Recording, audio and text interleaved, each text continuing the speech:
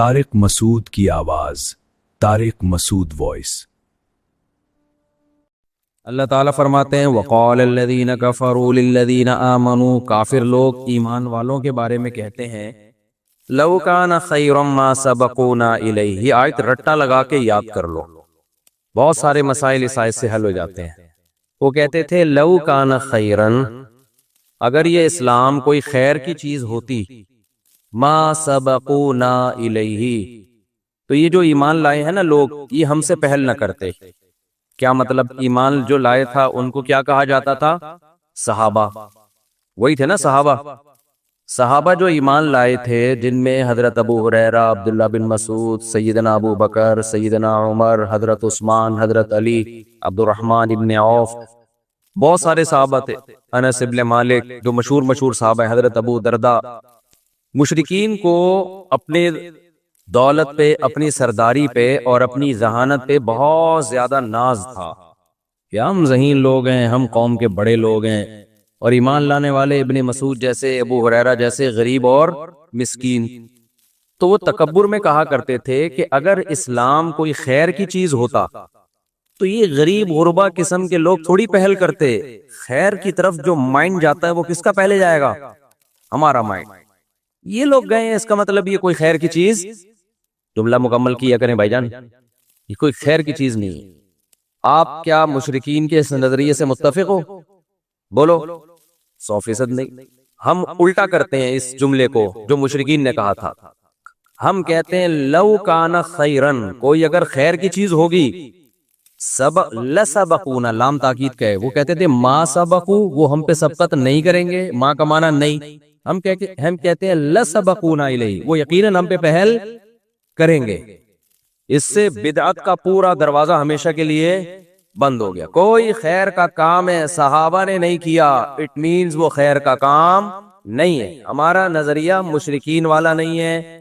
مشرکین کہتے تھے خیر کا کام ہوتا تو ہم کرتے، یہ تھوڑی ہم سے پہل کرتے۔ ہم اس کلام کو مانتے ہیں کیا؟ نہیں مانتے۔ ہم اس کو الٹا کرتے ہیں، ہم کہتے ہیں خیر کا کام ہوگا ہم بعد میں کرتے، پہلے کس نے کیا ہوتا؟ صحابہ نے کیا ہوتا۔ سمجھتے ہو کہ نہیں سمجھتے ہو؟ تبھی میں بار بار کہتا ہوں قرآن و سنت کی وہ تشریح جو صحابہ نے جس پر عمل نہیں کیا، اس کا مطلب وہ خیر نہیں ہے، وہ آپ کی اپنی تشریح ہے جو آپ امت پہ تھوپ رہے ہو۔ شب برات میں دیکھ لو نا کیا ڈرامے بازیاں ہوتی ہیں۔ قبرستان والی حدیث پیش کی جاتی ہے شب برات کے بارے میں، سارے خطیب حدیثیں پیش کر رہے ہوتے ہیں کہ نبی صلی اللہ علیہ وسلم 15 شعبان کو قبرستان گئے ہیں، تو ہم بھی 15 شعبان کو کہاں جائیں گے بھائی؟ قبرستان۔ ہم کہتے ہیں حدیث ضعیف ہے، کہتے ہیں نہیں بھائی تمہیں تو جو حدیث تمہارے خلاف جائے وہ ضعیف ہو جاتی ہے، لو بھیا۔ تو آخری جواب کیا ہوگا؟ ارے صحابہ سے دکھا دو کون اس رات قبرستان گیا ہے۔ کیوں؟ اگر شب برات کو 15 شعبان کو قبرستان جانا خیر کا کام ہوتا تو ابو بکر گئے ہوتے کہ نہیں ہوتے؟ عمر گئے ہوتے کہ نہیں ہوتے؟ عثمان گئے ہوتے؟ علی گئے ہوتے؟ ابن مسعود گئے ہوتے؟ ابو ہریرہ گئے ہوتے؟ جابر بن عبداللہ گئے ہوتے؟ معاذ بن جبل گئے ہوتے؟ سیدہ عائشہ گئی ہوتی؟ سیدہ زینب گئی ہوتی؟ یہاں تو جینٹس بھی جا رہے ہیں اور لیڈیز بھی جا رہی ہیں، اور جتھوں کی شکل میں جا رہے ہیں۔ اس لیے میرے بھائی یہ بدعت والا کام کیا کرو؟ بولو نا، چھوڑ دو۔ لو کان خیرا ما سبقونا الیہ، اذان سے پہلے اگر اس کام کی کوئی فضیلت ہوتی جو ہمارے ہاں صلاۃ والسلام پڑھا جاتا ہے، بعد میں بھی پہلے بھی، تو بھائی صحابہ کرام اس کام میں ہم پہ پہل کرتے، کیونکہ وہ لوگ خیر پر ہم سے بہت زیادہ حریص تھے۔ تو دین کو قرآن و سنت کی ایسی تشریح جس میں آپ صحابہ کو بیچ سے ہٹا دیں، وہ تشریح اٹھا کے دیوار پہ دے مارو، چاہے وہ دیکھنے میں کتنی ہی اٹریکٹیو لگے، اس کی دلیل آپ کو کتنی ہی مضبوط لگے۔ سمجھتے ہو کہ نہیں سمجھتے؟ یہی وجہ ہے کہ بہت سارے فقہا بعض حدیثوں کو چھوڑ دیتے ہیں کہ بھئی ہمیں صحابہ میں اس کا یہ عمل نہیں ملتا، اور بعض کمزور حدیثیں ہوتی ہیں لے لی جاتی ہے، کیوں؟ وعلیہ العمل، وہ دلیل یہ دے رہے ہوتے ہیں اس پر کیا ہے؟ عمل ہے۔ اور ان سب باتوں کی دلیل جیسے قرآن کی آیت ہے، ایک اور حدیث ہے جو میں بار بار بیان میں بتاتا ہوں، آج میرا ٹاپک نہیں ہے تو میں آگے چلوں گا انشاءاللہ یہ اس کو بیان کر کے۔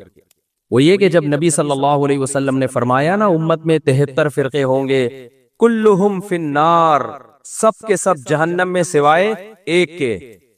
اس حدیث کو اس پہ تو پیش کیا جاتا ہے کہ فرقہ واریت غلط ہے، فرقے نہیں ہونے چاہیے، لیکن جتنے لوگ یہ حدیث پیش کر رہے ہوتے ہیں آدھی بات کرتے ہیں اور آدھی پی جاتے ہیں۔ یقیناً اس حدیث سے پتہ چلتا ہے صرف ایک جنتی، باقی سارے کہاں؟ بولو نا، جہنم۔ واقعی فرقے غلط ہیں، فرقے نہیں ہونے چاہیے، لیکن پوری بات تو پوچھو بھائی، سارے فرقے جہنمی ہیں، سارے جہنم میں؟ نبی نے فرمایا ایک ان میں سے کیا ہوگا؟ بولو نا، وہ جنت میں ہوگا، وہ بھی تو فرقہ ہی ہوگا، وہ بھی تو ایک کانسیپٹ ہی ہوگا، وہ بھی تو ایک نظریہ ہی ہوگا۔ اگلا سوال صحابہ نے پوچھا، یا رسول اللہ کون سا فرقہ جنت میں جائے گا؟ یعنی کلہم فی النار، سارے جہنم میں، تو ایک جو جنت میں ہوگا وہ کون سا ہوگا؟ تو نبی نے جو علامت بتائی ہے اس کو خوب غور سے سنو، بار بار بتاتا ہوں۔ نبی یہ نہیں فرمایا کہ جو قرآن پہ چلے گا، کیونکہ ہر فرقہ اپنی نسبت کس کی طرف کرتا ہے؟ بھئی ہم تو قرآن کو تو سب مانتے ہیں، کیونکہ وہ مسلمانوں کے اندر فرقے ہوں گے نا، اسلام کی طرف نسبت کریں گے اپنی، تو قرآن تو بیسک ہے نا۔ کوئی فرقہ ایسا ہو سکتا ہے کہ میں مسلمانوں کا ایک فرقہ ہوں اور میں برحق ہوں؟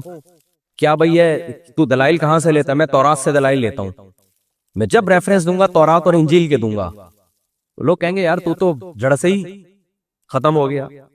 اس لیے قرآن کے نام پہ تو ہر شخص کوئی صحیح تشریح کرتا ہے اور قرآن کے نام کا کوئی منجن بیچتا ہے، تو اس لیے نبی نے یہاں قرآن کا نام نہیں لیا۔ یقیناً قرآن پہ چلنا ہی والا ہی برحق ہوگا، لیکن یہاں نبی تو بتا رہے ہیں نا کہ ان 73 میں ٹھیک کون سا ہوگا، تو اس کی سلیکشن کا آسان طریقہ بتایا جائے۔ اگر آپ بتا دیتے جو قرآن پہ چلے گا تو ہر شخص دعویٰ کیا کر رہا ہے؟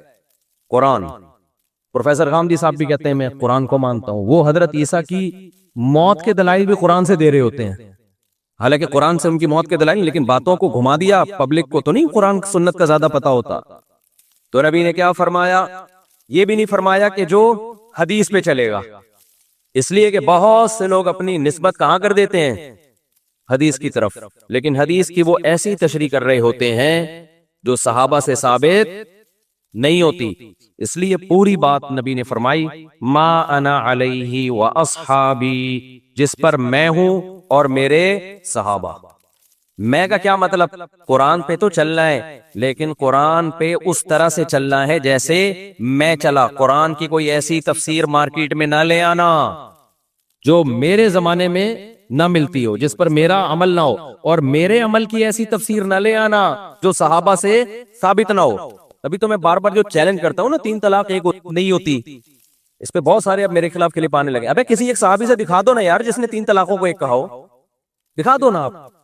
اور حدیث کی کتابوں میں 3 کو 3 کہنے کے فتوے بھرے ہوئے ہیں، اس کا کوئی جواب نہیں دیتا، گھماتے رہتے ہیں ایکچولی یوں کر کے، ایکچولی یوں کر کے۔ چھوڑو تم قرآن و سنت کو، تم یہ بتاؤ قرآن و سنت کی وہ تشریح معتبر ہے جو صحابہ کی تھی یا تمہاری اپنی معتبر ہے؟ تو خیر یہ تو بیچ میں ضمناً ایک مسئلہ آ گیا، لیکن یہ پورا اصول ہے، یاد رکھو۔ آپ صحابہ کو بیچ سے نکال کے اگر ڈائریکٹ قرآن و سنت پہ چلنے کی کوشش کرو گے، لیبل قرآن و سنت کا ہوگا، لیکن وہ قرآن و سنت کی آپ کی ذاتی تشریح ہوگی جو آپ اٹھا کے امت پہ تھوپ رہے ہوگے۔ سمجھتے ہو کہ نہیں سمجھتے؟ اور صحابہ کا کسی مسئلے پہ اجماع ہو جائے وہ تو پھر انف، کیونکہ نبی صلی اللہ علیہ وسلم کی صحیح حدیث ہے، سب اس کو مانتے ہیں، لا تجتمع امتی علی ضلالہ، میری امت کبھی گمراہی پہ جمع نہیں ہو سکتی، کسی بھی دور میں نہیں ہو سکتی۔ یہ کسی زمانے کے ساتھ خاص نہیں ہے، کوئی بھی دور آ گیا نا امت کسی ایک مسئلے پر ہو گئی، اب حق اس میں منحصر ہے، کیونکہ اگر ہم مان لیں کہ یہ غلط مسئلے پر جمع ہو گئی تو اس کا مطلب امت گمراہ ہے، پوری امت گمراہ، جبکہ پوری امت گمراہ نہیں ہو سکتی۔ تو اجماع میں سب سے پہلے درجے کا اجماع کس کا ہے؟ صحابہ کا، پھر بعد والے لوگوں کا، پھر بعد والے لوگوں کا۔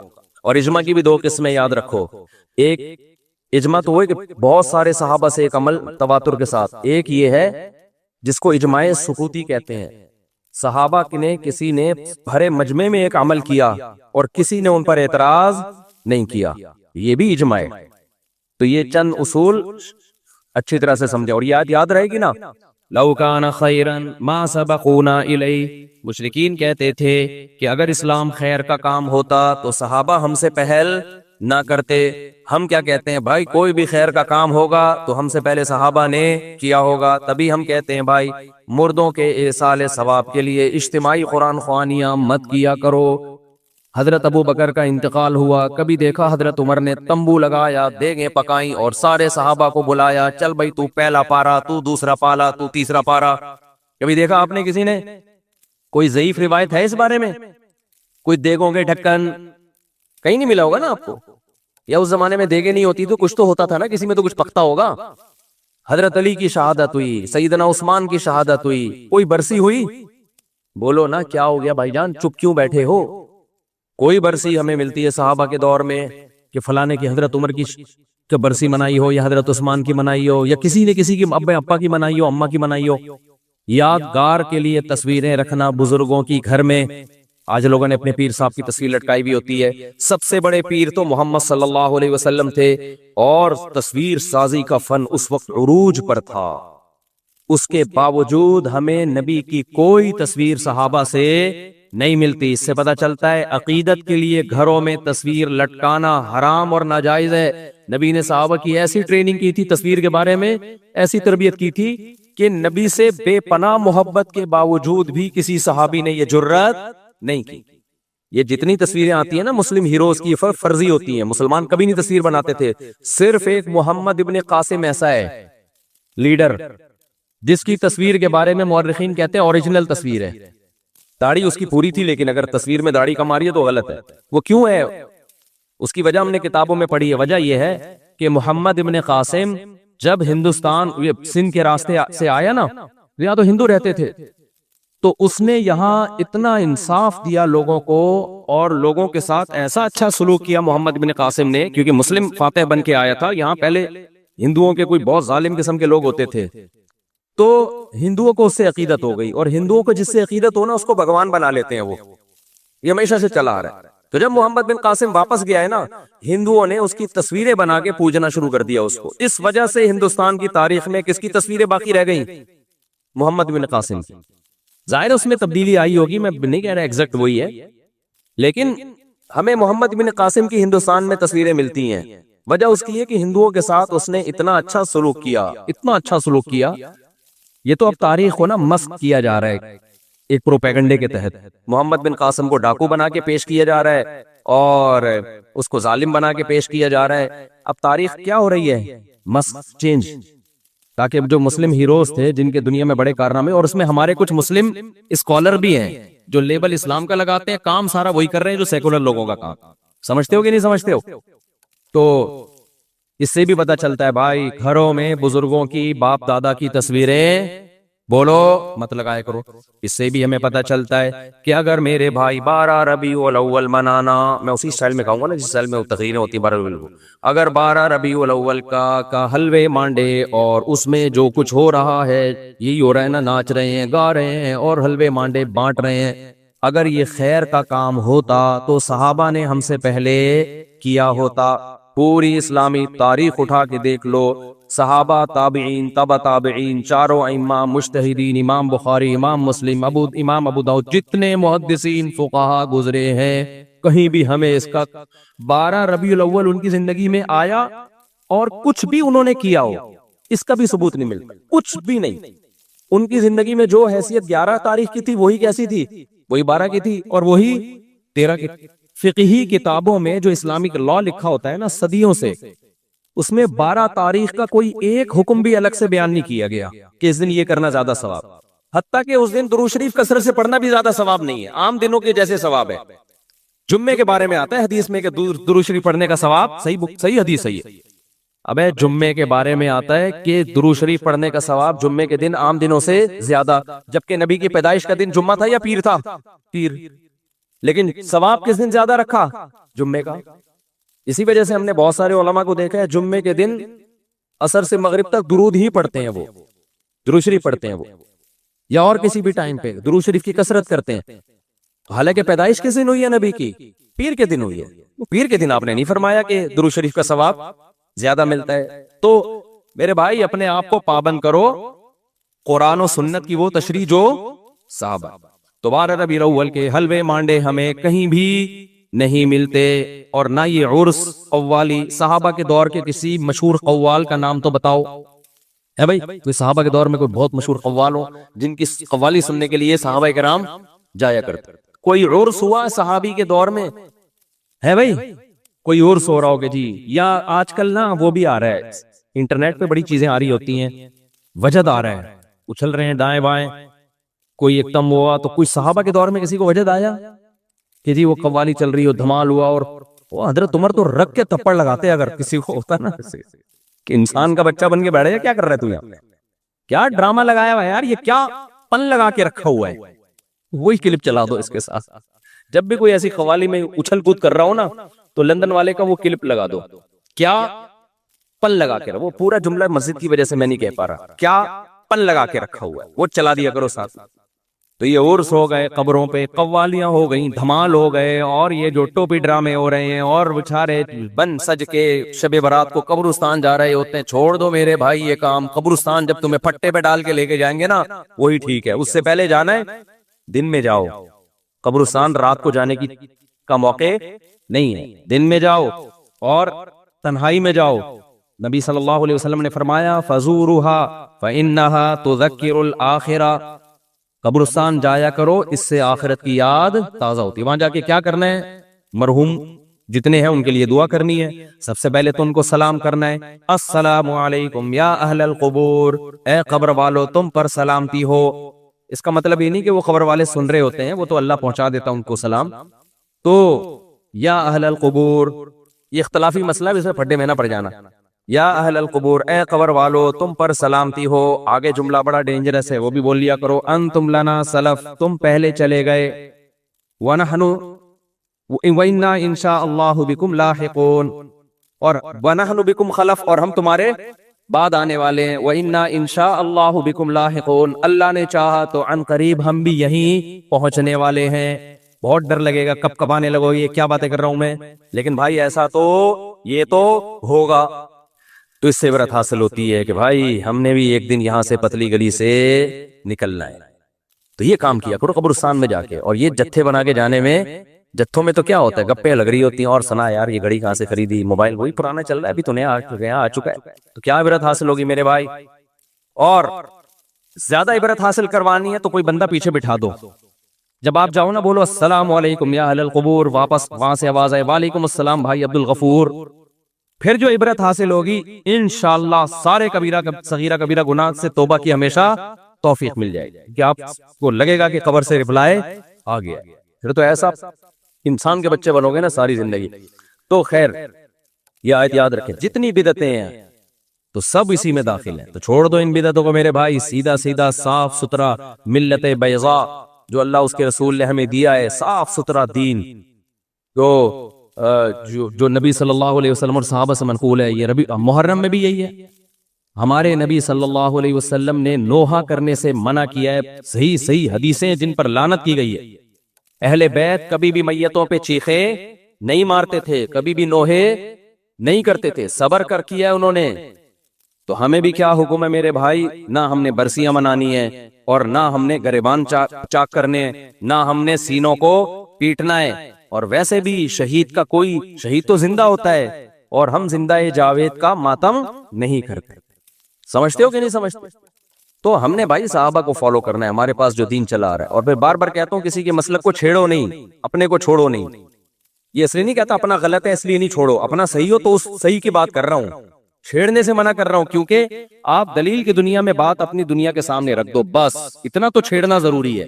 آگے بحث مباحثہ کرنے کی کوشش مت کرو، اس سے اختلاف پیدا ہوتا ہے، جھگڑے پیدا ہوتے ہیں، ملک میں فساد پیدا ہوتا ہے. یہ مطلب ہے میرا کہ دوسرے کو چھیڑو نہیں. سمجھتے ہو کہ نہیں سمجھتے؟ اور اپنے کو چھوڑو نہیں کا مطلب یہ نہیں کہ اگر اپنا غلط ہونا ثابت ہو جائے تو بھی نہیں چھوڑو. اپنے سے میری مراد ہمارا اپنا جس کو ہم صحیح سمجھتے ہیں، اس کے بارے میں ہم کہہ رہے ہیں. میری ہر چیز کو لوگ غلط لے کے جاتے ہیں کہ اچھا تمہارا مسئلہ غلط ہو تو بھی نہیں چھوڑو، غلط ہونا ثابت ہو جائے گا 2 منٹ میں چھوڑ دیں گے انشاءاللہ. ثابت تک کرو میرے بھائی، تمہارے کہنے سے تھوڑی ثابت ہوگا. کیونکہ ہمیں فخر ہے کہ ہم ائمہ اربعہ کو فالو کرتے ہیں، چاروں اماموں کو مانتے ہیں برحق. اور ائمہ اربعہ نے قرآن سنت اور کس کو اصل بنایا؟ صحابہ کو. وہ قرآن و سنت کی وہ تشریحات نہیں کرتے جو صحابہ سے ثابت نہ ہو. اسی وجہ سے 99% امت انہی کو ہمیشہ سے فالو کرتی آ رہی ہے. باقی ان میں کوئی فروعی اختلاف ہے تو وہ اختلاف جب ہی ہوا ہے جب دلائل دونوں طرف تھے. کسی نے ایک کو ترجیح دے دی، دوسری میں تعویل کر دی، کسی نے دوسری کو ترجیح دے دی، اس میں تعویل کر دی، اور ان سے نکل گئے تو بے لگام اونٹ. پھر آگے ہر شخص ایک نیا فرقہ ہے، ہر آدمی کا قرآن حدیث دوسرے سے الگ، اور آگے جو نسلیں برباد ہوں گی، کوئی مرتب لا ہی نہیں ہے، کوئی مرتب فقہ ہی نہیں ہے، کوئی اے ٹو زیڈ مسائل کی کوئی ایک کتاب ہی نہیں ہے، تو کیا پھر اس مفتی سے پوچھو وہ کچھ، ادھر سے پوچھو وہ کچھ، ادھر سے پوچھو وہ کچھ، تو برباد ہو جائے گی پھر تو امت بھائی۔ تو کوئی مرتب چیز ہوگی تو اس کو فالو کیا جائے گا نا، کوئی مرتب لا ہی نہیں ہے تو کہاں سے فالو کیا جائے گا اس کو۔ چلیں بھائی ہم آگے چلتے ہیں، یہ آیت ہو گئی، تو خلاصہ کیا نکلا بھائی؟ یہ حلوے مانڈے اور یہ محرم میں جو کچھ ہو رہا ہے، جو کر رہے ہیں ان کو کرنے دو، چھیڑو نہیں۔ لیکن جب ہم سے کوئی پوچھے کہ کیوں نہیں کر رہے، ہم کہیں گے بھائی ہم کس کو مانتے ہیں؟ صحابہ نے نہیں کیا، ہم بھی نہیں کریں گے۔ یہاں بعض لوگ دلیل دیتے ہیں کہ صحابہ نے تو مدرسے بھی نہیں بنائے، صحابہ کے ہاں تو بخاری کا گھنٹہ بھی نہیں ہوتا تھا، ترمذی کا گھنٹہ بھی نہیں ہوتا تھا، ہدایہ کے پیریڈ بھی نہیں ہوتے تھے۔ بھائی جان کچھ چیزوں کا تعلق مینجمنٹ سے ہوتا ہے، سمجھتے ہو؟ مدرسہ صحابہ کے ہاں بھی تھا، اصحاب صفہ مدرسہ تھا نا۔ تو نظم کسی چیز کا بنانا، اس میں ثبوت کی ضرورت نہیں ہوتی، وہ ہر شخص کا اپنا نظم، ہر مدرسے کا اپنا نظم ہوتا ہے، سمجھ رہے ہو؟ پہلا پیریڈ کسی کے ہاں بخاری کا ہوگا، دوسرا ترمذی کا، کسی کے ہاں پہلا ترمذی کا ہوگا، دوسرا بخاری کا، کسی کے ہاں 1 گھنٹے کا پیریڈ ہوتا ہے، کسی کے ہاں 45 منٹ کا ہوتا ہے، کسی کے ہاں دیسی سٹائل ہوتا ہے، پیریڈ سسٹم ہی نہیں ہوتا، سسٹم ہوتا ہے ان کے ہاں۔ خیر، تو یہ مینجمنٹ سے ان چیزوں کا تعلق ہے۔ اس کی مثال ہے جیسے گھڑی، ہم نے لگا دیا 8:30 بجے عشاء کی نماز ہوگی، کوئی کہ صحابہ کے دور میں تو گھڑیاں نہیں ہوتی تھی۔ اب بھائی جان یہ سوال کیا ہے؟ تو گھڑی ایجاد ہی نہیں تھی تو ہوتی کہاں سے؟ جبکہ ربیع الاول تو صحابہ کے دور میں بھی تھا، یا تو آپ کہتے ہیں ربیع الاول ایجاد ہی ابو ہے، تو اس دور میں بھی تھا، اب بھی ہے۔ تو کچھ لوگ عجیب سے باتیں کر رہے ہوتے، کہتے ہیں اس دور میں گھڑیاں نہیں تھی تو گھڑی بھی، جہاز تھے کیا؟ تو جہاز بھی بدعت ہے۔ بھائی اس دور میں بھی سواری تھی، آج بھی کیا ہے؟ سواری ہے۔ سواری مقصد تھوڑی ہے، وہ تو ذریعہ مقصود ہے۔ تو نبی کے دور میں جہاز ہوتے تو آپ بھی جہاز میں ہی سفر کرتے۔ تو بدعت کا مطلب کسی چیز کو دین سمجھ کے کیا جائے، سمجھتے ہو؟ اچھا بھائی ہم آگے چلتے ہیں۔ اب بعض دفعہ ایسے حالات سامنے آتے ہیں کہ اس وقت ان حالات میں لوگوں کو بھی آزمانے کا موقع ملتا ہے اور اپنے آپ کو بھی۔ جب بھی امتحان اللہ کی طرف سے آئے تو کبھی تو یہ امتحان نعمتیں بڑھا کر کیا جاتا ہے، کبھی آزمائشوں میں ڈال کر۔ وَلَنَبْلُوَنَّكُمْ بِشَيْءٍ مِّنَ الْخَوْفِ وَالْجُوعِ وَنَقْصٍ مِّنَ الْأَمْوَالِ وَالْأَنفُسِ وَالثَّمَرَاتِ وَبَشِّرِ الصَّابِرِينَ۔ اللہ تعالیٰ کا ارشاد ہے کہ ہم تمہیں ضرور بالضرور آزمائیں گے، خوف ڈال کر، کبھی بھوک میں مبتلا کر کے، کبھی پیسے کی کمی کر کے، کبھی انسانی جانوں کو ہلاک کر کے، کبھی تمہاری پیداوار میں نقصان کر کے۔ یہ سلسلہ ہمیشہ چلتا تھا، چلتا ہے اور چلتا رہے گا۔ دیکھو اللہ اس کے رسول صلی اللہ علیہ وسلم نے ہمیں اعتدال کا حکم دیا ہے، موت سے لڑ نہیں سکتے، موت سے بچنے کی تدبیر اختیار کرنے کا حکم ہے، موت سے لڑنے کا حکم، پھڈا کرنے کا حکم بولو بھائی نہیں۔ مرنا تو پیدا ہی اللہ نے مرنے کے لیے کیا ہے، اس کام سے بھاگ رہے ہو جس کے لیے اللہ نے پیدا کیا ہے۔ وہ پھر شعر یاد آ جاتا ہے، کب تک چھپو گے پیڑوں کی آڑ میں، کبھی تو ملو گے لنڈا بازار میں۔ اس شاعر کی جو محبوبہ تھی نا، وہ ہر وقت چھپی رہتی تھی، کہہ رہا بھائی لنڈا بازار ایک ایسی جگہ ہے جہاں پر شاپنگ کرنے بڑے بڑے لوگ آتے ہیں، ڈیفنس طارق روڈ کے لوگ بھی چھپڑ میں جاتے ہیں۔ جو وہی چیز طارق روڈ میں مہنگی مل رہی ہے، لنڈا بازار میں وہی چیز، بس یہ ہے کہ وہ استعمال شدہ ہے، تو کسی کو کیا پتا چلے گا کہ استعمال شدہ ہے یا نہیں۔ میں نے ایک دفعہ اوریجنل لیدر کی صدر سے جیکٹ خریدی، اوریجنل جیکٹ لیدر کی، سردیوں میں پہن کے گھومنے لگے۔ لوگوں نے کہا لنڈے کی کہاں سے لی مفتی صاحب؟ اپنے ہی دوست اب مان نہیں رہے، او بھائی لنڈے کی نہیں ہے، اوریجنل ہے، صدر سے خریدی ہے۔ نہیں بھائی لنڈے کی، صاف پتہ چل رہا ہے لنڈے کی۔ میں نے کہا ٹھیک ہے آئندہ سے پھر لنڈے کی پہنیں گے. بلا وجہ پیسے بھی خرچ ہوئے, عزت بھی کوئی نہیں کر رہا. اور واقعی بعض دفعہ پتہ ہی نہیں چلتا. ویسے پہنتا نہیں ہوں میں لنڈے کی, جیکٹ ہی نہیں پہنتا اب تو. کراچی میں کوئی اتنی سردی نہیں پڑتی کہ کوئی سویٹر یا جیکٹ پہننے کی نوبت آئے. تو جیسے شاعر نے کہا کہ کب تک چھپو گے پیڑوں کی آڑ میں, کبھی تو ملو گے لنڈا بازار میں, ایسے ہی موت کا فرشتہ بھی کہتا ہے کب تک چھپے گا پیڑوں کی آڑ میں. وہی کبھی کورونا وائرس سے بھاگ رہا ہے, کبھی پانی ابال کے پی رہا ہے, ماسک 24 گھنٹے ناک پہ لگا کے رکھا ہوا ہے, مر نہ جاؤں. کب تک؟ تیرے باپ دادے سارے چلے گئے تو تو بھی مرے گا. اس وائرس سے نہیں مر گیا تو کچھ اور وائرس سے مر جائے گا. اونٹ پہ بیٹھا ہوگا, کتا آ کے کاٹ لے گا تجھے. جب کتے نے کاٹنا ہوتا ہے نا تو اونٹ پہ بھی اللہ اس کو چڑھا دیتے ہیں. تو حفاظتی تدبیریں اختیار کرنا یہ ضروری ہے, مگر وہمی بننا جائز نہیں ہے. دیکھو میں نے پچھلے ہفتے بیان میں ڈیٹیل بتائی تھی کہ اللہ نے اس امت کو امت وسط بنایا ہے, معتدل امت ہے نا. دوسرے پارے کے شروع میں ہی ہے وَكَذَلِكَ جَعَلْنَاكُمْ أُمَّةً وَسَطًا, ہم نے تم کو ایک معتدل امت. معتدل کسے؟ ہر چیز میں بیلنس ہے, افراط و تفریط نہیں ہے, نہ ادھر کو بہت زیادہ اور نہ بولتے کیوں نہیں بھائی, نہ ادھر کو بہت زیادہ. ادھر اور ادھر کا مطلب کیا ہے؟ نہ تو اتنے بے احتیاط غیر محتاط بن جائیں کہ کوئی پرہیز ہی نہیں ہے زندگی میں, اور جب بولو بھائی تمہیں تو شوگر ہے تم لڈو کیوں کھا رہے ہو, اللہ ہے بچانے والا, تو مارنے والا بھی تو اللہ ہی ہے, اللہ ہے بچانے والا. او بھائی تو اپنا کولیسٹرول چیک کر, تیرے اوپر پراٹھے بالکل بھی سوٹ نہیں کرتے, دیکھ کولیسٹرول کہاں پہنچ گیا تیرا.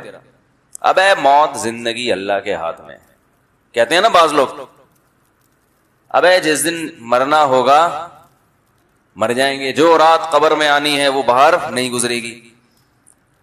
ڈرائیونگ کر رہے ہیں اتنی اسپیڈ کے ساتھ, او بھائی یہ پاکستان ہے اللہ کے بندو, یہاں کچھ پتا نہیں کہ کون سا گٹر کھلا ہوا کس وقت آ جائے آپ کے سامنے. کتے تو بھاگتے ہوئے آتے ہی ہیں, کتا جب آپ ٹکرائیں گے مین روڈ پہ تو کتا تو مرے گا, آپ کے بھی تو مرنے کا امکان ہے, گاڑی اسپیڈ میں الٹ جائے. بعض لوگ بہت اسپیڈ میں چلا رہے ہوتے ہیں, کیا ضرورت ہے. ہمارے ایک دوست ہیں, وہ اللہ ان کو ہیں ہی رکھے, جو ان کی ڈرائیونگ ہے اس سے لگتا ہے کہ اللہ بچائے, اللہ نے نہیں بچائے تو یہ تھے ہو جائیں گے. ابھی تک تو ہیں مگر کیا ہو جائیں گے, تھے.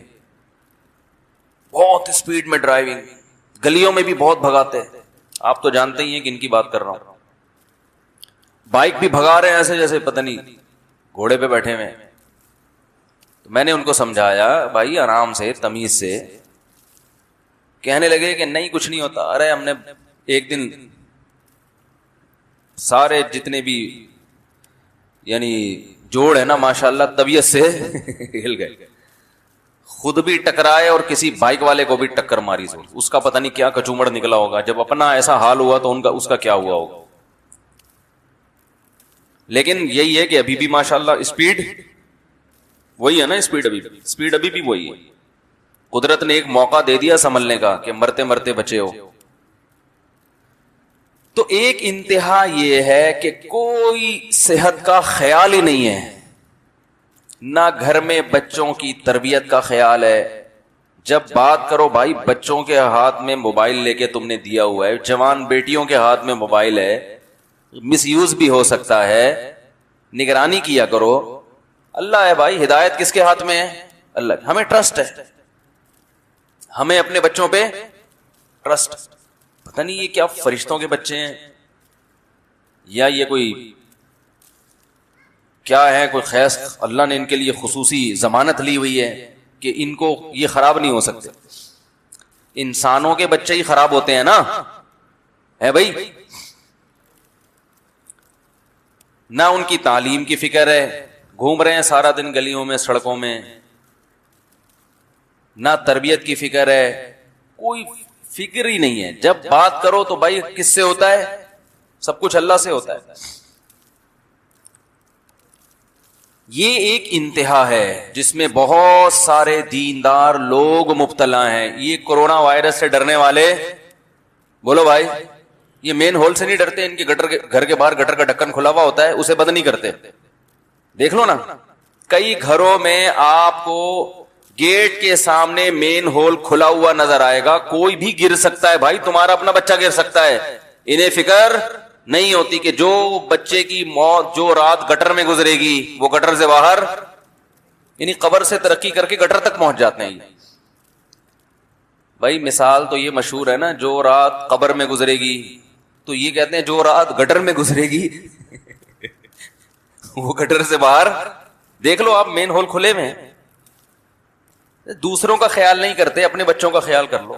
کھمبے میں کرنٹ آ رہا ہے, او بھائی کہ یہ الیکٹرک والوں کو بتاؤ کہ الیکٹرک والوں کو کوئی بچہ چپک سکتا ہے. اتنی غفلت. تو ایک انتہا تو یہ ہے, یہ کرونا وائرس سے ڈرنے والے لوگ, یہ بہت بڑا جگر ہے ان کا. لیکن یہ بہادر نہیں ہے, اصل میں بیوقوف ہیں. کیونکہ جب ان کے ساتھ کوئی حادثہ ہوتا ہے تو سب سے زیادہ روتے بھی یہی ہیں. پھر توکل نہیں کرتے بھائی جو اللہ نے لکھا گیا, ہائے ہائے یہ کیا ہو گیا, ہم تو اللہ پہ اعتماد کرتے تھے اور ہمارا تو بیڑا غرق ہو گیا. دوسری انتہا وہ یہ ہے جو ہمیں کرونا وائرس کے بعد نظر آ رہی. پاگل ہو گئے ہیں. جو ماس ہے نا, اس کی قیمتیں کتنی بڑھ گئی ہیں, کتنی بڑھ گئی ہیں قیمتیں. ہر آدمی پہننے کی کوشش, کرونا وائرس کرونا وائرس. کل فلائٹیں کینسل ہوئی ہیں لاہور کی اور پشاور کی, کراچی کی طرف. ڈر گئے بہت سے لوگ, کینسل کرا دی, بھائی ہم نہیں کراچی جا رہے. ہم کراچی نہیں آ رہے بھائی. لاہور میں اور اسلام آباد میں نا بہت سے لوگ کراچی آنا تھا, آئے نہیں. اتنا اگر آپ ڈرو گے, اتنا ڈرو گے تو وہ ایک واقعہ یاد آ رہا ہے. ایک دبئی میں ایک صاحب نے مجھے کہا کہ میں دبئی میں 15 سال سے ہوں, پاکستان اپنے گھر نہیں آ سکا. مجھے جہاز میں بیٹھتے ہوئے ڈر لگتا ہے کہ کہیں گر نہ جائے ہوا میں. ایک تو یہ بیماری بھی ہے, وہ لاشعور میں خوف بیٹھ جاتا ہے. وہ تو ایک الگ چیز ہے, وہ تو کسی چیز سے بھی خوف بیٹھ سکتا ہے. وہ ایک بعض دفعہ ایک فوبیا ہو جاتا ہے نا انسان کو کسی بھی چیز کا, وہ تو ایک نفسیاتی بیماری ہے. لیکن بعض دفعہ لوگ واقعی اتنے ڈرپوک ہوتے ہیں, موت سے اتنا ڈرتے ہیں کہ جہاز میں بیٹھتے ہوئے کیا لگ رہا ہے کہ یار گر نہ جائے, مر نہ جائیں. مجھے انہوں نے فون کیا کہ مفتی صاحب 15 سال ہو گئے گھر نہیں آیا, کیونکہ ٹرینیں تو آتی نہیں ہے دبئی سے, یہاں نہ رکشہ آتا ہے نہ کوئی ٹیکسی آتی ہے. آنا ہے تو ظاہر ہے جہاز ہی تمیز کا راستہ ہے. تو میں نے ان سے کہا, کہہ رہے مجھے علاج بتائیں. ہمارا علاج ٹیکنیکل قسم کا ہوتا ہے. میں نے کہا مجھے ایک بات بتاؤ, اس زندگی سے موت اچھی ہے یا نہیں ہے؟ 15 سال ہو گئے, اپنے ماں باپ کو نہیں دیکھا, بھائی بہنوں کو نہیں دیکھا, اور پتہ نہیں کب تک وہاں پڑے رہو. اور جہاز کا سفر تو کئی جگہوں پہ کرنا پڑتا ہے انسان. اس زندگی سے موت اچھی ہے یا نہیں؟ کہہ رہے واقعی. میں نے کہا پھر خودکشی کر لو. کیا کر لو؟ خودکشی. کہہ رہے خودکشی تو جائز نہیں ہے. میں نے کہا جائز ہے. آپ کے لیے خودکشی کیا ہے؟ جائز ہے اس طریقے سے جو طریقہ میں بتا رہا ہوں آپ کو. کہنے لگے کیا طریقہ؟ میں نے کہا جہاز میں بیٹھو, کراچی آنے والے جہاز میں, اس نیت سے میں مرنے جا رہا ہوں, بس تباہ ہوگا دھڑام سے, بھائی ایک دم سے مر جاؤ. بھائی دبئی سے جو فلائٹ لاہور یا کراچی آ رہی ہے اس میں بیٹھو, ڈر لگے گا, مر رہا ہوں تو بھائی جا ہی مرنے کے لیے رہا ہوں. جب بندہ مرنے ہی کے لیے جا رہا ہوتا ہے پھر تھوڑی ڈر لگتا ہے. میں نے کہا کھمبے ومبے سے نہیں چپک جانا, وہ بہت خطرناک طریقہ ہے مرنے کا. جہاز میں بیٹھو, گرے گا نا, گرے. اس نیت سے بیٹھو کہ میں جا ہی کس کام کے لیے رہا ہوں, مرنے کے لیے. تباہ ہو مرے جان چھوٹے. میں نے کہا مر جاؤ گے تو اچھا ہے زندگی سے موت, اور نہیں مرے واپس آ جاؤ گے ملک اپنے. کیا خیال ہے بھائی؟ کراچی پہنچ جاؤ گے, اپنے رشتے داروں سے ملو, یار میں تو مرنے گیا تھا لیکن وہ نہیں مرا نا. تو ڈر نکالنے کے لیے بعض دفعہ یہ کام کرنا پڑتا ہے کہ اس چیز سے ڈر رہے ہو نا, تو وہی کام کر لو کہ چلو جو خوف ہے وہ لاحق ہو جائے, لگ جائے. تو وہ لگتا نہیں ہے لیکن ڈر نکل جاتا ہے. کتے سے جن کو ڈر لگتا ہے نا بلا وجہ ڈر, ایک تو پاگل کتا ہو, بعض لوگ ویسے ہی کتے سے ڈر رہے ہوتے ہیں. ان کو یہی کہا جائے گا جاؤ کتا ہاتھ میں اٹھاؤ, جا کے گلے لگو کتے. بچے بلیوں سے ڈرتے ہیں نا بعض, تو ان کی گود میں بلی 3-4 دفعہ لا کے ڈالے, ان سے بولے پکڑے, تو ان کے دل سے ڈر نکل جائے گا. جس کو جہاز میں بیٹھنے سے ڈر لگتا ہے اس کو بٹھا دیں لے جا کے, بولے مرو, کھڑکی سے چھلانگ لگاؤ یہاں سے. تو کھڑکیاں چھلانگ لگانا آسان نہیں ہے, جہاز بند ہوتی ہیں. تو ایک انتہا بالکل بے احتیاطی والی زندگی. دوسری انتہا کیا ہے جو غیر مسلموں کی ہے؟ اتنی احتیاط کہ بس مرنا نہیں ہے کسی قیمت, کچھ بھی ہو جائے, چاہے اس احتیاط میں وہ زندگی جو موت سے بھی بدتر ہو نا وہ زندگی گزارنی پڑے. اب ایسی زندگی کا کیا فائدہ جس میں ہر وقت موت سے ڈرتا رہے آدمی؟ زندگی تو بے خوف اچھی ہوتی ہے نا, سکون کی زندگی اچھی ہوتی ہے. لائف کو انسان انجوائے کرے, ہر وقت پھانسی کا پھندا لٹکا رہے, ابھی مر جاؤں گا, ابھی مر جاؤں گا, ابھی مر جاؤں گا, ابھی مر جاؤں گا, تبھی وہ پھر مر جاتے ہیں خودکشی کر کے. ہر وقت موت کا ڈر.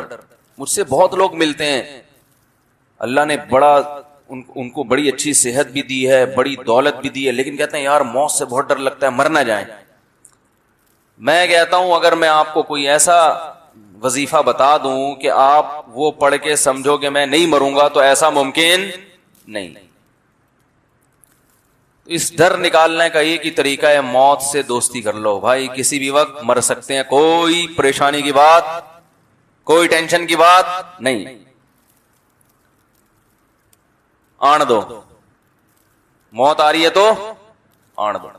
حضرت مولانا طارق جمیل صاحب کا ایک کلپ دیکھا تھا, وہ لطیفہ سنا رہے تھے کہ وہ منشی ہوتے ہیں نا گاڑیوں کے, ایک گاڑی آ کے لگتی ہے, لوڈ ہوتی ہے, پھر دوسری کا پوچھتے ہیں دوسری گاڑی آ گئی ہے تو کہتے ہیں آن دے, کہتے ہیں نا دوسری گاڑی کو بھی آن دے, آن دے, آن دے, ایسے کر رہے ہوتے ہیں نا پنجاب میں. وہ دوسری پھر لوڈ ہو کے آگے جاتی ہے, تیسری گاڑی صاحب آ رہی ہے, آن دے, آن دے, آن دے, وہ بار بار ایسے کرتے ہیں.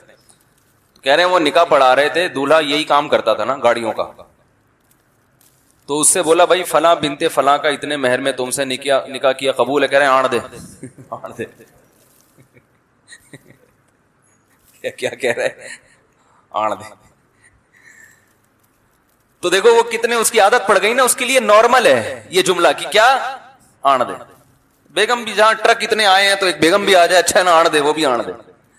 تو موت سے نفرت نکالنے کے لیے یہ ضروری ہے, اور یہ جو ہم پاگلوں کی طرح ایک دم نفسیاتی ہو گئے ہیں, یہ ٹینشن ختم کرنے کے لیے یہ ضروری ہے کہ جس موت نے آنا ہی ہے اس کے بارے میں ڈرا مت کرو, بولو آن دے. ہم نے کون سا یہاں ٹھیکہ لیا ہوا ہے رہنے کا؟ موت تو محمد صلی اللہ علیہ وسلم کی سنت ہے. اگر اس دنیا میں کسی کو باقی رکھنا یہ ضروری ہوتا تو سب سے زیادہ ضروری رسول اللہ صلی اللہ علیہ وسلم کی ذات تھی کہ جن کو یہاں باقی رکھا جاتا. جب ان پر موت واقع ہو گئی تو ہم اور آپ کس کھیت کی مولی ہیں بھائی؟ نبی صلی اللہ علیہ وسلم کے بعد حضرت ابو بکر سب سے زیادہ اس لائق تھے کہ ان کو زندگی لمبی دی, 1000 سال بھی زندگی دی جاتی کم ہوتی. امت کے لیے آپ اتنے مفید تھے, تھا یا نہیں تھا؟ ان کو بھی اللہ نے اٹھا لیا. پھر حضرت عمر کا دور آیا, کہا جاتا ہے کہ صدیوں تک ایسی حکومت کسی نے قائم نہیں کی جیسی حضرت عمر نے, اور کہا جاتا ہے اگر مزید کچھ سال زندہ رہتے پوری دنیا میں حضرت عمر کے دور میں اسلام غالب ہو چکا ہوتا. تو ان سے زیادہ زندہ رہنا کسی کے لیے ضروری تھا؟ بھائی زیادہ نہیں 4 سال اور رہ لیتے, 5 سال رہ لیتے, 4 سال رہ لیتے, 3 سال رہ لیتے, وہ 3 سال میں وہ کچھ کر جاتے جو ہم صدیوں میں نہیں کر سکے. چلو اگر مرنا ہی تھا تو مکمل بوڑھے ہو جاتے, ٹھیک ہے نا, پھر بستر پہ چلے جاتے, پھر علاج معالجہ ہوتا. جیسے ایک 90-95 سال کی عمر میں اس زمانے میں عمریں ہوا کرتی تھی, پوری اپنی طبعی عمر پوری کرتے, جو کام اللہ نے لگائے سارے کمپلیٹ کر کے, پورے کر کے, مکمل کر کے, خلافت کسی کو سونپ کے اس کو سمجھا بجھا کے بھائی اس طرح سے چلنا, اس طرح سے نہیں, سارا سیٹ اپ کمپلیٹ کر کے چلے جاتے. آپ اپنی حکومت میں ہیں اور نماز پڑھا رہے ہیں فجر میں, اور ایک مجوسی نے آ کے چاقو مار دیا, خنجر مار دیا نماز میں, اور کمبخت نے خود بھی خودکشی کر لی تاکہ پکڑا نہ جاؤں, وہ ماریں گے مسلمان مجھے, خود بھی اپنے آپ کو قتل کر لیا. وہ ایسا زخم کہ حضرت عمر کو شفا نہیں ملی. جب علاج ہوا حضرت عمر رضی اللہ تعالی عنہ کا, تو جو اس وقت کے حکیم تھے, طبیب تھے, وہ مایوس ہو گئے زندگی سے, اس لیے کہ جو خوراک کھلائی جاتی, جو دوا کھلائی جاتی, وہ زخموں کے راستے باہر نکل جاتی. اس کی علامت تھی کہ اب یہ بچنے والے نہیں ہیں. تو بھائی اتنے بڑے بڑے لوگ, امام ابو حنیفہ چلے گئے, امام شافعی چلے گئے, امام مالک دنیا سے چلے گئے, امام احمد ابن حنبل چلے گئے, امام بخاری چلے گئے, امام مسلم چلے گئے, امام ابو داؤد چلے گئے, امام ترمذی چلے گئے, البیرونی سائنٹسٹ چلا گیا, جابر بن حیان جیسا سائنسدان چلا گیا, بھائی ابن الہیثم چلا گیا. تو نہ سائنسی علوم کے رکھوالے زندہ رہے اور نہ دینی علوم کے. بڑے بڑے علامے پیدا ہوئے, سب ختم. تو آپ اور میں کس کھیت کی مولی ہیں, ہم کہہ رہے ہم نہیں آئے, بس ہم یہی رہیں گے. ایسا نہیں ہو سکتا بھائی. ہاں یہ ایک اشکال ہوگا کہ یار چلے گئے تو ہم بھی چلے جائیں گے, لیکن تھوڑا سا ایک ٹائم ہوتا ہے جانے کا. کورونا وائرس سے جو ہم پاگلوں کی طرح بھاگ رہے ہیں تو مریں گے ہمیں پتا ہے, لیکن ایسے تھوڑی کہ ابھی تو ہم نے دیکھا کیا ہے.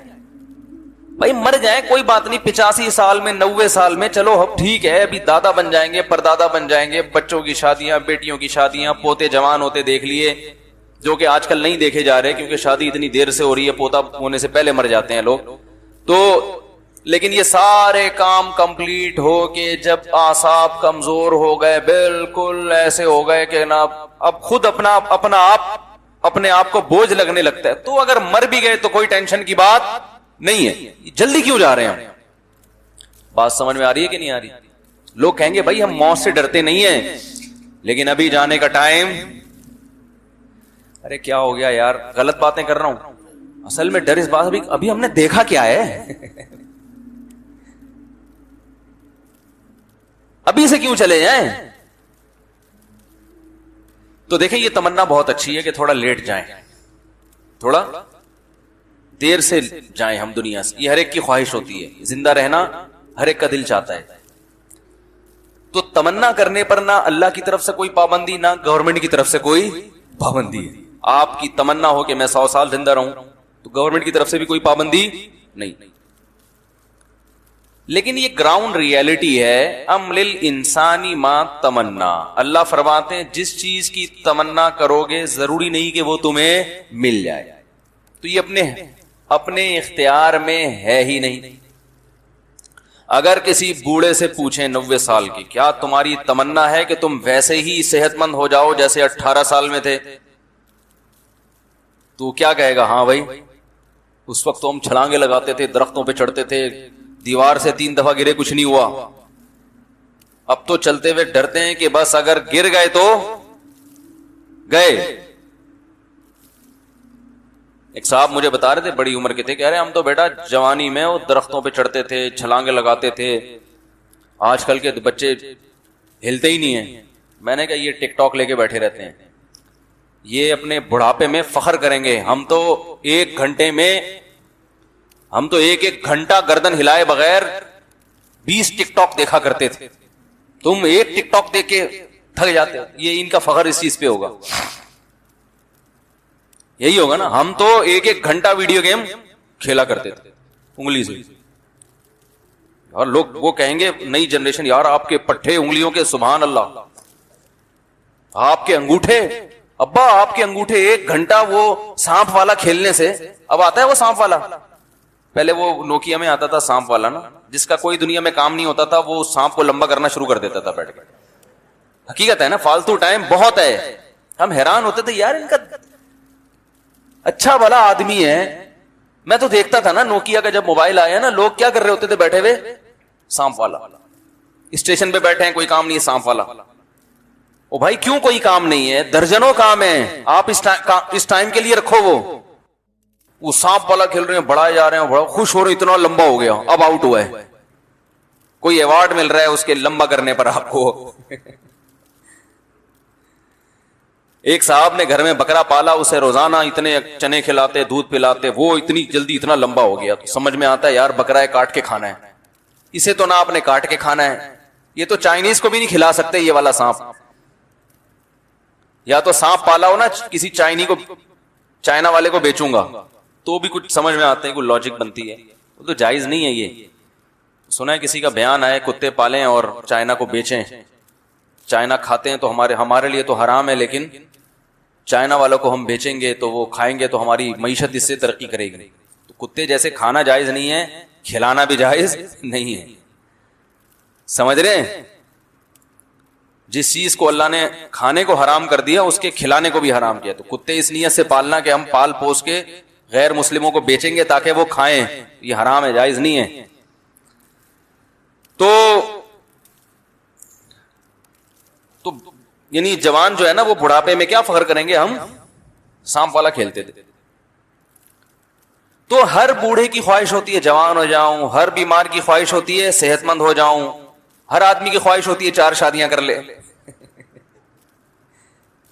اوپر سے اعتراض کر رہے ہوتے ہیں میرے اوپر، لیکن دل میں لڈو پھوٹ رہے ہوتے ہیں کہ یار کاش، لیکن ہو جاتی ہیں بھائی. ڈرتے ہیں، ڈر لگنا بھی چاہیے ہر مسلمان کو. سسرال نہیں چھوڑے گا، درجنوں مسائل ہیں، پھڈے ہوں گے وغیرہ وغیرہ. تو تمنا کی حد تک نہ گورنمنٹ کی طرف سے کوئی پابندی اور نہ اللہ کی طرف سے. کیا تمنا؟ کہ میں دیر تک زندہ رہوں.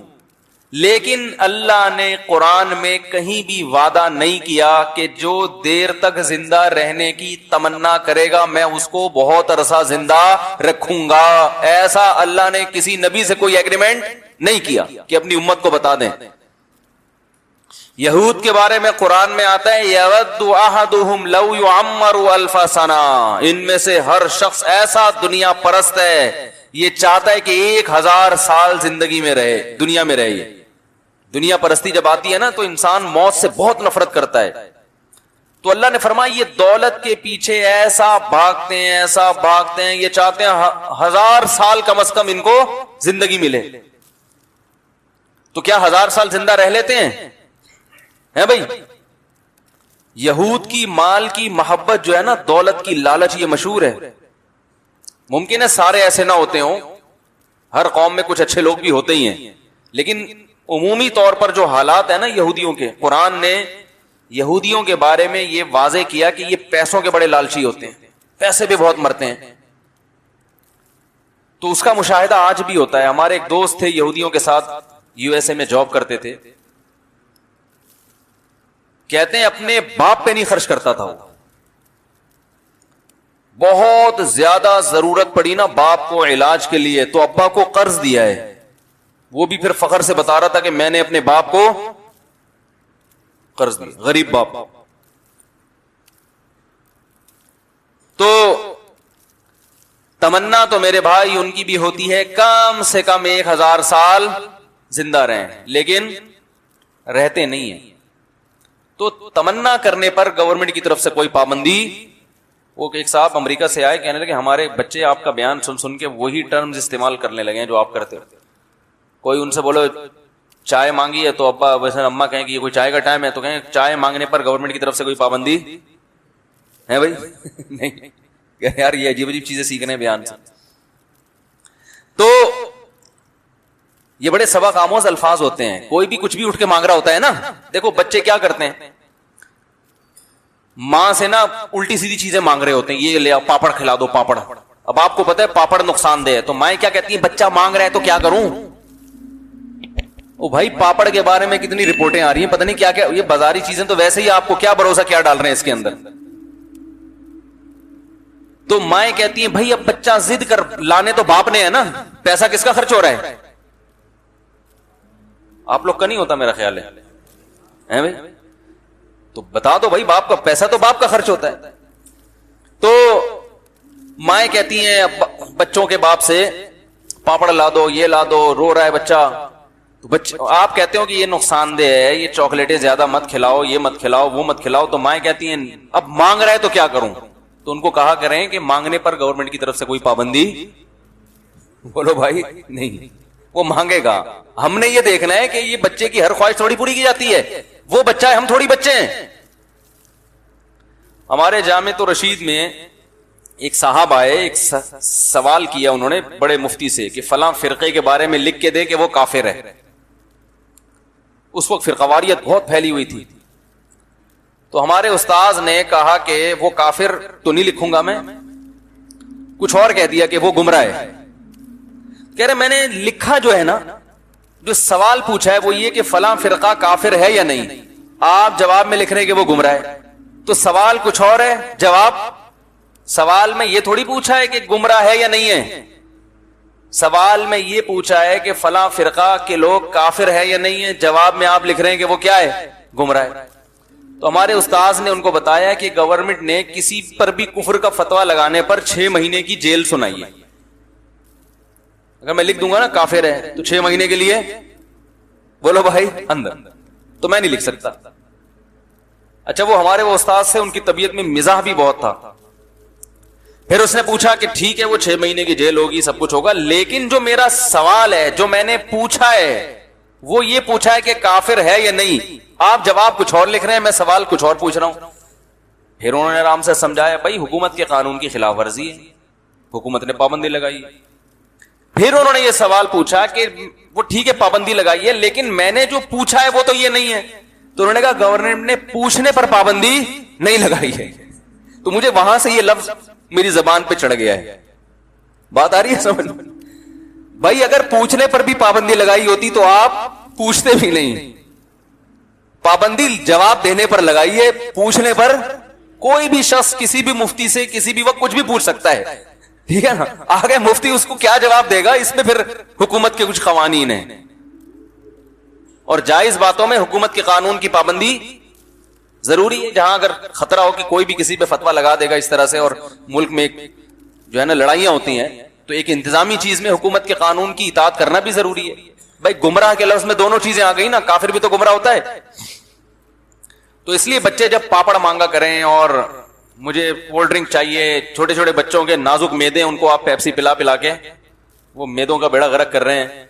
اور مائیں جب کہیں کہ لے کر آؤ نا اس کے لیے, بچہ کہے بھائی مجھے چاہیے, اور ماں دلیل لیے, آپ کہو کہ نہیں, تو بچہ ماں کہتی ہے کہ یہ کیا کہہ رہے ہیں, یہ مانگ رہا ہے. تو آپ بولو بھائی مانگنے پر گورنمنٹ کی طرف سے کوئی پابندی نہیں, یہ مانگے گا. ہم دیکھیں گے کہ ہمارے بچے کے لیے کیا بہتر ہے, کیا نقصان. تو بات کہاں سے چل رہی تھی بھائی, یہ بات تو اصل موضوع تو میرے ذہن میں, لیکن یہ پوائنٹ گورنمنٹ پر کہاں سے آیا. ابھی جو بات چل رہی تھی,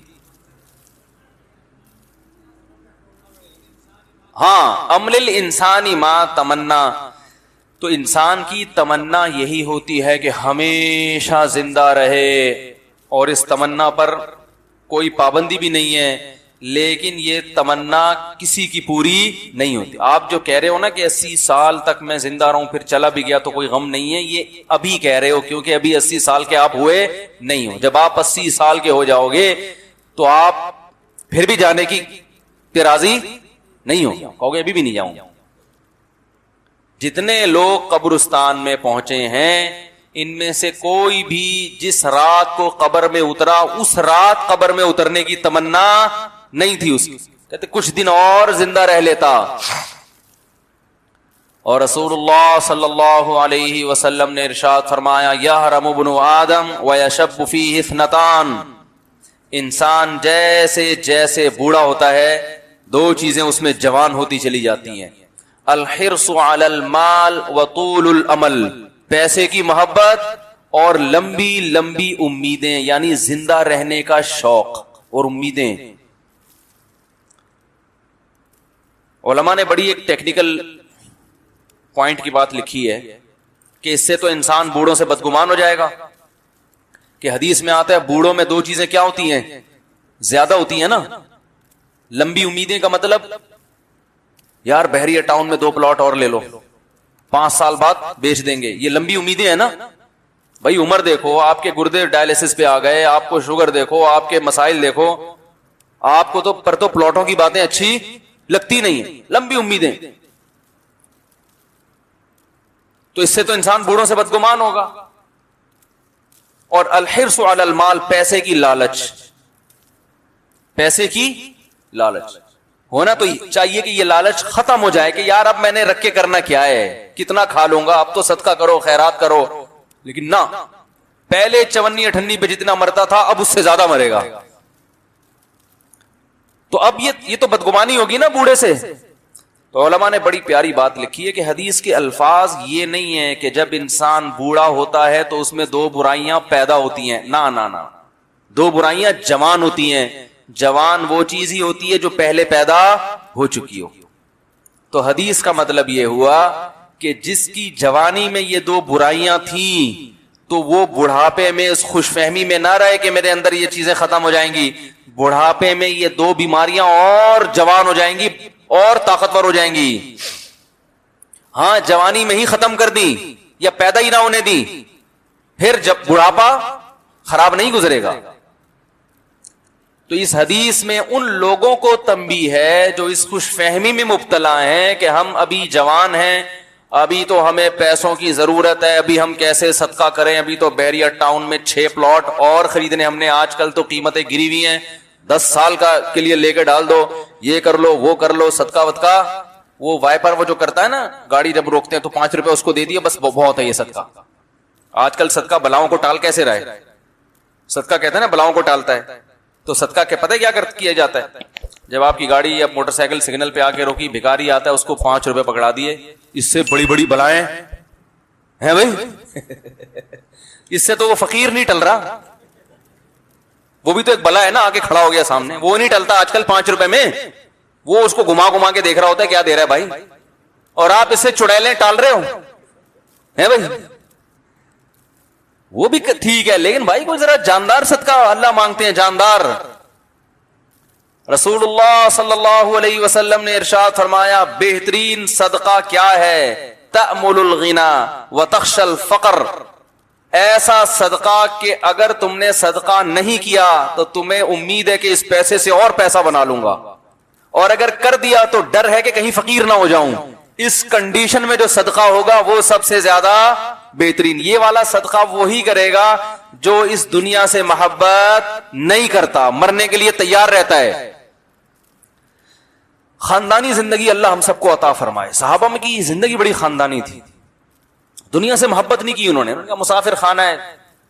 صدقات و خیرات سے سب سے زیادہ پتہ چلتا ہے کہ یہ دنیا سے محبت کتنی کرتا ہے. نمازوں سے نہیں پتہ چلتا. نماز تو بڑے بڑے لوگ جن کے دل میں دنیا کی محبت کے گٹر ابل رہے ہیں نا، 54 پہ جان دیتے ہیں، وہ بھی نماز پڑھ لیتے ہیں. آپ کے دل میں اس دولت کی کتنا عشق ہے اس کا پتہ آپ کے صدقات و خیرات سے چلتا ہے. سمجھ میں آ رہی ہے بات کہ نہیں آ رہی ہے؟ خرچ کتنا کرتے ہو، کھلاتے کتنا ہو، کھانے سے تھوڑی پتہ چلتا ہے. آج کل کھانے کو دیکھ کے اندازہ لگا رہے ہیں اس کے دل میں اللہ رسول کی کتنی محبت. یہ کونڈے بھی کھاتا ہے، یہ تیجے بھی کھاتا ہے، یہ 12ویں کے کھانے بھی کھا رہا ہے، یہ 11ویں کی نیاز بھی کھا رہا ہے. ماشاءاللہ اس سے لوگ اندازہ لگاتے ہیں نبی کے نام پہ کوئی کھانا نہیں چھوڑتا. یہ ماشاءاللہ اللہ اس کے رسول سے بہت محبت ہے. اس ہے بھائی، ایسا ہی ہے کہ نہیں ہے؟ ایک تو یہ لوگوں کا یہ گچی پکڑ کے رکھنا، یہ ہرس علی المال والا یہ موضوع ایک دم چینج ہو جاتا ہے نا. لوگوں میں ایک بڑی شکایت ہے، ایک طرف یہ لوگ یہ کہتے ہیں کہ مولوی بن جائیں گے تو کھائیں گے کہاں سے. اپنے بچوں کو اس لیے مولوی نہیں بناتے نا، اس لیے نہیں بناتے نا مولوی بنیں گے تو کھائیں گے کہاں. دوسری طرف ہی کہتے ہیں مولوی کھاتے بہت ہیں. یہ مولوی، میں ایبٹ آباد گیا کہیں بھی سفر ہونا سب سے زیادہ ٹینشن اس کی ہوتی ہے کہ کھانا بہت پڑے گا. پشاور میں آدمی کھائے بغیر واپس آ جائے. پشاور والے لوگ دنیا چھوڑ دیتے ہیں مہمان کو ٹھونسے بغیر. کھلائے کا لفظ ہلکا ہے, کھانا ٹھونسے بغیر نہیں چھوڑتے. میرا اتنا شدید پیٹ خراب ہوا ہے, رات کو ایسا درد پیٹ میں. پشاور میں تھا رات کو, میں صبح کی فلائٹ تھی 7 بجے, پوری رات نہیں سویا, درد. ہاتھ جوڑ جوڑ کے کہہ رہا ہوں بھائی نہیں کھانا یار اللہ کا. پشاور کے لوگ کہہ رہے ہیں مفتی صاحب تو ہمارے گھر آیا ہے بغیر کھائے جائے. میں نے کہا وہ بھائی اس کے گھر بھی گیا تھا, کھا لیا تھا نا, اب کیسے کھاؤں یار. یہ وہ کہہ رہا, وہ مجھ پہ, میں جب اسے کہہ رہا ہوں کیسے کھاؤں تو وہ الٹا مجھ پہ حیران ہو رہا ہے. یعنی آپ کیسے کھاؤ یہ اتنا اہم نہیں ہے, ہم مہمان کو کھلائے بغیر بھیج دیں, یہ اس کی نظر میں زیادہ تعجب کی بات. پھر بغیر پوچھے لا کے رکھ دیتے ہیں کھاؤ. تو وہی ہوا پیٹ میں جو درد. میں نے کہا اللہ, لوگ مولویوں کے بارے میں کہتے ہیں کہ کھائیں گے کہاں سے, تو ٹھوستا ہے مولویوں کے بھائی کھلا ٹھوس رہے. کھانے کے بارے میں ایک اصول یاد رکھو, محبت اپنی جگہ, لیکن جو ہے نا اس میں بہت احتیاط کرنی چاہیے. ایک دفعہ 2 دفعہ 3 دفعہ پوچھ لیا, جب کہہ دیا نہیں تو اس کا مطلب ہے پنجاب والوں کے کھانے الگ ٹائپ کے ہوتے ہیں, وہ سری پائے صبح ناشتے میں چھولے چنے چاٹ, وہ پورا دسترخوان پہ اتنا لا کے رکھ دیا. او بھائی نہیں کھا سکتے اللہ کے بندو, نہیں کھا سکتے بھائی. وہ کہہ رہے ہیں سب آپ کے لیے بنایا ہے. اللہ حضرت مولانا طاری جمیل صاحب کو جزائے خیر دے, وہ اس معاملے میں بہت سخت ہیں, ان کو کسی کا باپ بھی نہیں کھلا سکتا. حقیقت ہے یہ, میں نے دیکھا ہے. لیکن وہ عمر کے اس حصے پہ پہنچ گئے ہیں کہ ان کی بات پہ لوگ ناراض نہیں ہوتے. کبھی ان کے ساتھ بھی بیٹھنا ہوا نا تو کھانا لا کے رکھا گیا, وہ دسترخوان پہ لوگوں نے بڑی پرتکلف دعوت, بکرے اور مچھلی اور یہ اور وہ نہیں ہاتھ لگاتے. اب میزبان کہہ سکتا ہے یہ آپ کے لیے بنایا ہے, تو وہ بزبان حال جواب دیتے ہیں کہ مجھے اللہ نے اپنی عبادت کے لیے بنایا ہے, اس کے لیے نہیں بنایا. اعتدال, رات کو تو ویسے ہی کم کھانا چاہیے نا. تو ٹھیک ہے, میزبان وہ اپنی محبت کا اظہار کر رہا ہے, بہت اچھی بات ہے, اس کی محبت تھی. لأحبتی ان یملؤوا بالصافیات الاکوبا وعلیہم ان یبذلوا وعلی الا اشربا. متنبی کہتا ہے شراب خانے میں پہنچ گیا, اس کے دوست بیٹھے ہوئے تھے, تو دوست پی بھی رہے ہیں اور اس کو پلانے کی کوشش بھی کر رہے ہیں. تو کہتے ہیں میرے دوستوں کے لائٹ یہی ہے کہ پلائیں, لیکن مجھ پر یہ لازم ہے کہ میں نہ پیوں. ان کی محبت کا تقاضا ہے کہ پلائیں, اور میری غیرت کا تقاضا ہے کہ میں نہ پیوں, کیونکہ میں شراب کے نشے کا عادی نہیں ہوں.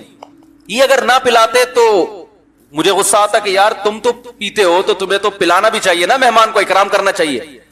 لیکن مجھ پر لازم ہے کہ میں نہ پیوں, کیونکہ میں شراب کے نشے کا عادی نہیں. بھائی پھر کس چیز کے نشے کے عادی ہو؟ کہہ رہے حتی یکون الباثرات, میں تلوار جب چلتی ہے میدان جنگ میں اور لڑائی ہوتی ہے تو اس کی تلواروں کی جھنکار سے جو نشہ پیدا ہوتا ہے نا, اطربا, مجھے اس میں نشہ آتا ہے. تو مجھے اگر کسی کو چاہیے کہ نشے میں, میں اپنے بارے میں نہیں